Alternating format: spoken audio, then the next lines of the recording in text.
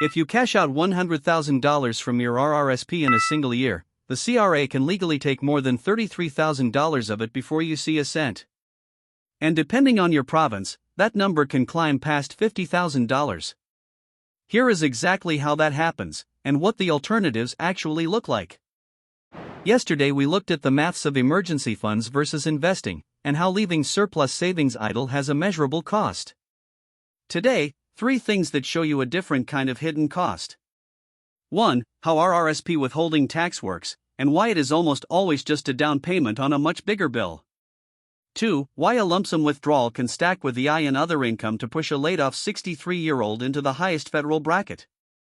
3. What the permanent costs are beyond the tax bill, including lost contribution room and OAS clawback risk. Let's start with how RRSP withdrawals are taxed at the moment you take them.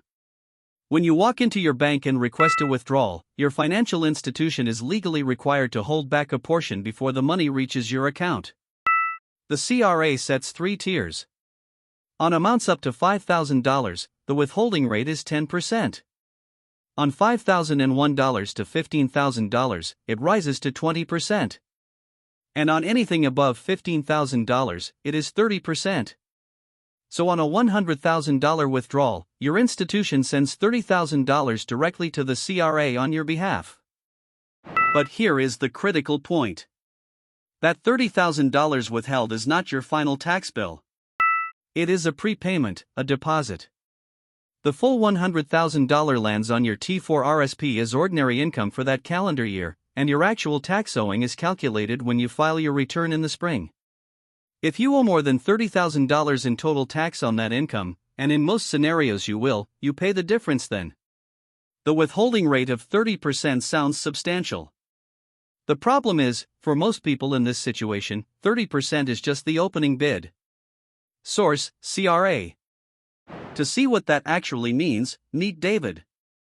He is 63, he has worked in logistics for 30 years, and StatCan puts the median after-tax income for Canadians aged 55 to 64 at around $48,700.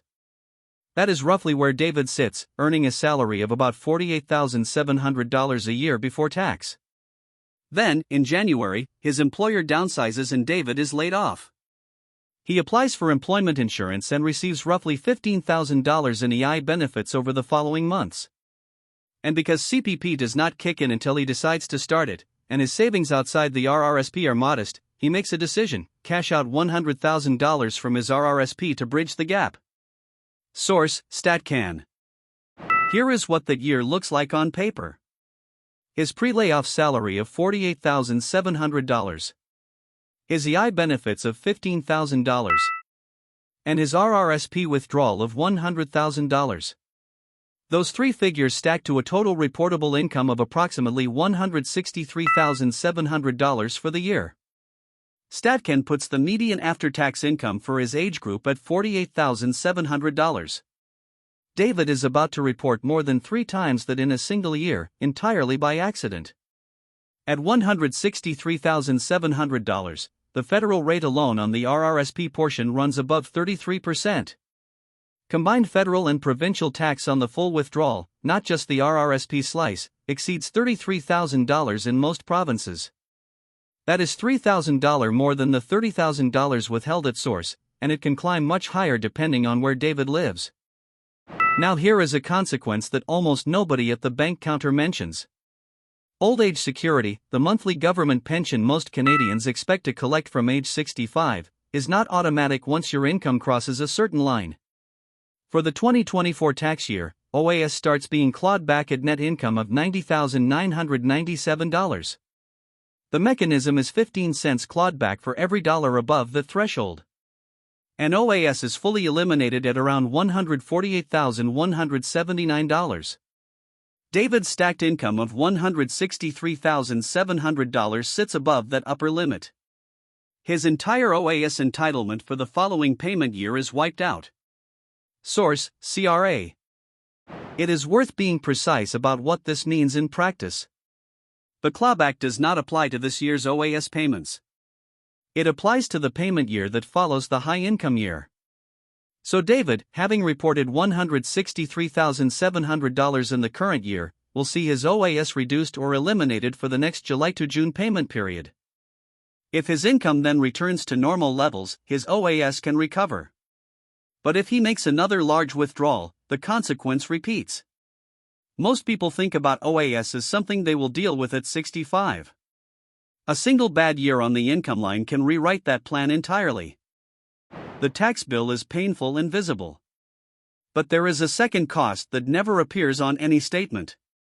When you withdraw from an RRSP, that contribution room is permanently gone. This is fundamentally different from a TFSA, where any amount you withdraw is restored as new contribution room the following January.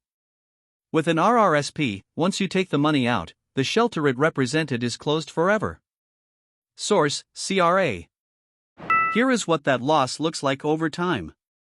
David is 63. The mandatory RRAF conversion age is 71. That gives him 8 years of remaining tax-sheltered compounding if that $100,000 had stayed inside the RRSP. At a hypothetical 5% annual return, $100,000 compounding tax-sheltered for 8 years grows to roughly $147,700. The difference between that and the $100,000 he withdrew is approximately $47,000 in foregone tax-sheltered growth. He does not see that number on any bill. But it is a real cost, and it tends to sting more in hindsight. For UK viewers, the equivalent structure is the SIPP, where uncrystallised withdrawals above the personal allowance are taxed at marginal rates. For US viewers, it mirrors the traditional IRA, with the addition of a 10% early withdrawal penalty before age 59 and a half. So what could have looked different? None of the alternatives are perfect, and this is not a recommendation to use any specific one. But the numbers under each path tell a clear story about the value of timing.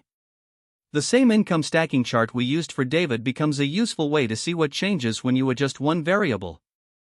Option A: spread the withdrawal across 2 calendar years. Instead of $100,000 in year 1, withdraw $50,000 in year 1 and $50,000 in year 2. The income stack in each year drops, marginal rates drop with it, and the combined tax over 2 years can be materially lower. Option B: draw down non-registered savings first while deferring the RRSP. If David had a non-registered account or cash savings, spending those first keeps the RRSP compounding and defers the income inclusion event. Option C: if David has a spouse in a lower income bracket, a spousal RRSP may have allowed contributions over prior years that can now be drawn by the lower income partner, splitting the income recognition. Each of these scenarios shows a meaningfully different tax outcome on the same chart. The difference between a $33,000 hit and a $14,000 one is not a question of being clever. It is mostly a question of timing, and that timing is entirely within the rules. Here is what we covered today. First, RRSP withholding tax at source is almost always less than the final bill. A $100,000 withdrawal stacked on other income can produce a combined tax cost above $33,000, sometimes well above it, depending on your province and your other income sources. Second, layoff income, EI benefits, and a large RRSP withdrawal in the same year can push a 63-year-old past the OAS clawback threshold of $90,997, erasing a benefit they spent decades accruing. Third, the contribution room destroyed by an early withdrawal never comes back, and the compounding cost of that lost shelter over the remaining RRSP years can rival the tax bill itself. If this gave you a clearer picture of what actually happens when you pull money out of an RRSP early, the next video covers a related piece of the puzzle, so hit subscribe and I will see you then. A quick reminder, this is educational content only, not financial, tax, or legal advice. Speak to a licensed professional in your jurisdiction before making any decisions. In Canada, look for a CIRO-registered advisor. In the UK, an FCA-authorized advisor. In the US, an SEC or FINRA registered professional.